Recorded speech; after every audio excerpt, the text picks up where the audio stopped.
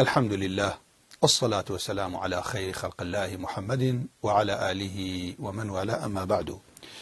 براني ورز مشكاني برز السلام عليكم ورحمة الله وبركاته.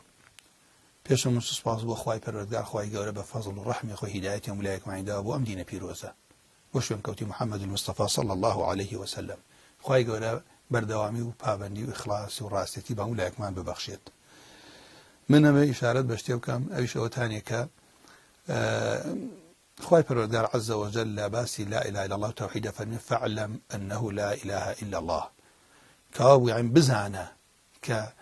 جگل الله كز بحق شايستني فلسطينية. إمام البخاري فرميت العلم قبل القول والعمل،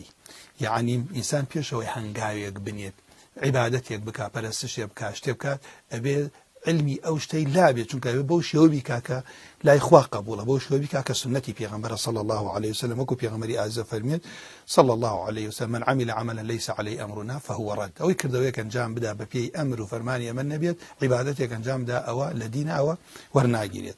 جا بويا ليرة شان ها كنالي بو خدمت كردني أم دين بوي خومان ورولكان من ونوكان من باش لإسلام تيبقان أما فضل منتي بزي خواي پروردگار أو هم الرخراوان هاي وكنالان هاي أو راديوان هاي أو درسي قرآن هاي أمروش أم بابتي بروجه بو لبركردني فرمودي پیغمبر صلى الله عليه وسلم با آياتكاني قرآني بيروز أمج الرقاية كي ترسباس بو خواي پروردگار مسلمانان قلتوان تبر بو أويك خلقي نوي أما زياتر أشناب بدينك يعني زياتر قرآن بخوان زياتر فرمودي پیغمبر صلى الله عليه وسلم بخوان نولا بريكا جا يكي لو بروجانش بريتير لا بروجي قرآن بهاري دلانك سالانة أكريت تول ليرة چيا بو وتانيك نوي مسلمانان لم رقاوة برون أو آياتان لبركن كأسا كأبيني بونمنا لم بروجيه پنجا زياتر لدعاي بيغمبران وبيوشاكان كخواي پروردگار عز وجل لقرآن هر سورة فاتحة كالروجي حفظ جار واجبة بيخوانين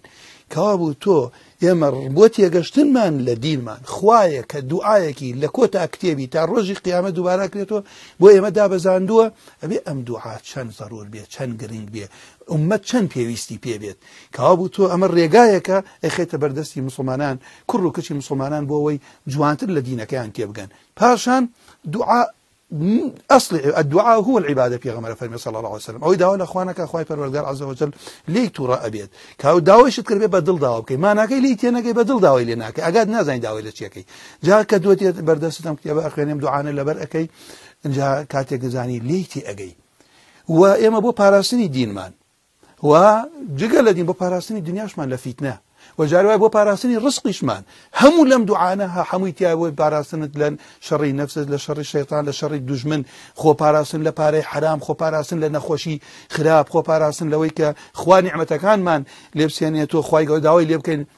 بيمان ببخشي تاو كاتي امرين كابو الم دعانا هم لدين تي اجين هم خو مان حسب بيستي فقيري ولاوازي خو مان كاين لا خواي پروردگار هم روين خدمت كلامي خواي پروردگاريش بو براسي من الم همو کس ئامۆژگاری ماڵی مناڵی بکات کوڕی کچی لەم ڕێگاوە بۆ ئەوەی کە ئەگەر بە دوعایەکی خێریشە بێت ئەگەر لە هەر شوێنێک توانی تۆ هەر پرۆژەیەکە خزمەتی دینەکەتەکە دەستی تیا بێت لەوە ئەشێ بەهۆی تۆ کەسێک قورئان لەبەرکا فەرموودە لەبەرکا بە تەشجیعکردنی تۆ بە دیاریەکی تۆ بە هەدیەیەکی تۆ بە یارمەتیەکی تۆ تۆش بوویتە سەرچی بۆی بووە بە تەعاونت کردە لەگەڵ ئەو خێرە بۆ گەیاندنی ئەم دینە خۆ نەیارانی ئیسلام وتانیا ڕۆن هیوا هەیە لەو ئەوروپا بەجێڵێ ڕۆ لە ئەفریقا پارەش ئەداوەژی بۆەوەی کە بەرنامەکە و دینەکەی خۆی بگەێنێ و هیواشی ڕووی کردێتە وڵاتەکانی خۆمان لەبەر ڕۆڵەکانمان بجێ ئێمە ئەمە ڕەحمی خوای پەروەردگارە و خوای پەروەردگاریش هەموو لایەکمان سەربەرز و سەرفراز بکات بۆ خزمەتی دینەکەی و عاقبەتیشمان بەخێر بگەڕێ اللهم آمین وصلى الله على محمد وعلى آله ومن والاه.